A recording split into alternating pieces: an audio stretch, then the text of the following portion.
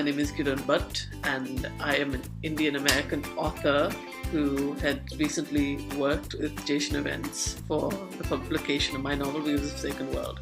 Or more, I should say, the promotion of my novel Views of the Second World. I had a book published by an indie publisher in Canada, and I went to a global book tour before it came out. That was in January of this year.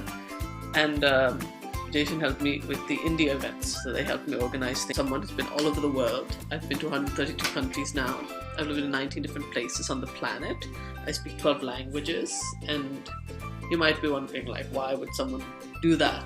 Well, I think people like me who are between cultures, we like to explore with place and narrative, and I wanted to live a life where I could be global and where I could not just be a person of one place, but of multiple places, not just between India and the US, but a little bit in Spain, Portugal, Turkey, Kenya, Russia, Japan, Brazil, Egypt. I wanted to be a little bit from a lot of corners of the world. I currently live in Melbourne, Australia, where I'm a postgrad student. And The Views of the Second World was one out of many different projects I had in which I want to explore globalization in a more literary and experimental way. I wanted to really imagine the world as this kind of giant space where we are just little particles. And I want to tell the story of 16 different individuals in 4 imagined places and blur them and interconnect them the ways I think digitalization has done to all of us. Right now I'm talking from Melbourne, Australia, to people all over the world. Ideally, people all over the world will see my random videos.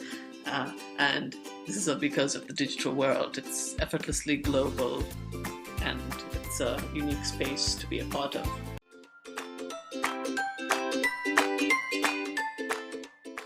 The second question is, what inspired you to write? Well, I think that's fairly complicated. Us creatives have different reasons and motivations, and which make us what we are. And I think that for me, writing started due to some negative traumas I experienced in my teenage years due to certain things regarding my sexuality. And I then later went to New York, and then I went to Madrid, and I had certain things that, when I was in New York, after having spent a good year working through my problems through poetry, I turned to story writing, and people were really sweet, and they told me all these nice things about my writing, and that made me want to write more, that encouragement. And then when I was in Madrid, I saw this beautiful cathedral that was actually Pod Cathedral, mosque and synagogue, and seeing all these different cultures in one building made me want to create something like that, but on a global scale, to compress all the world cultures into one piece of art. And I'm still working on that, but I think generally that's one of the main things that has really interested me, is trying to take different people from different ways of thinking, different cultures, and to blur and kind of piece them together into one thing, so that each consistent piece is something different, and yet it creates a unique shape through the merging of these very unique different parcels. Third question is, how did you prepare for the story?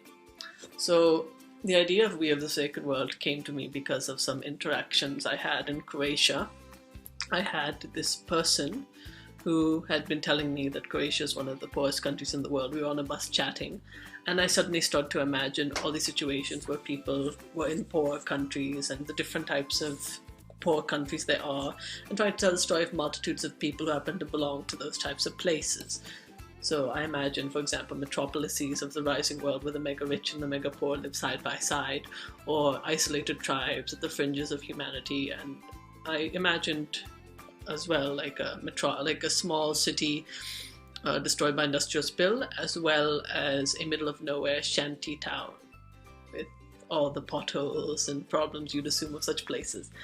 And I decided to research that by living all over the world. I think living a little bit in Peru, Kenya, Indonesia, obviously India to some degree, they inspired me to create the people I created and the situations I created. And I lived with some tribal people for a week in the Manu jungle in Peru, and I asked some Maasai people what their thoughts were about my story.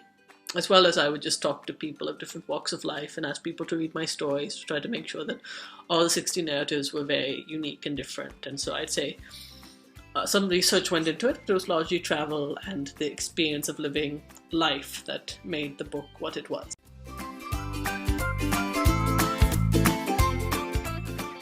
What was your experience while publishing the book? Well, it was really difficult. It's one of the worst. It's both one of the best times and one of the worst times to be trying to publish. And I mean, mostly before this year. This year will complicate it even more.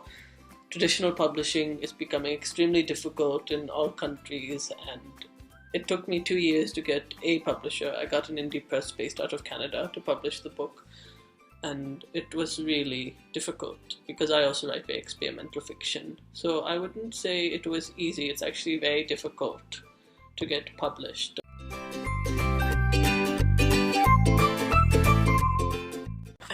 How does it feel to be a published author? That's the next question. Well, it's a complicated thing to describe.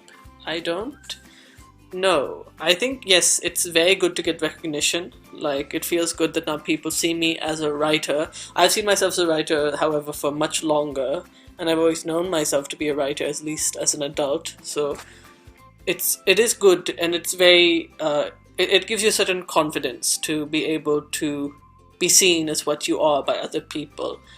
And to get more recognition, of course, it's still a lot of work because publishing is not the only thing. You have to become more renowned and people have to learn about your writing, and you hope that your writing has an impact.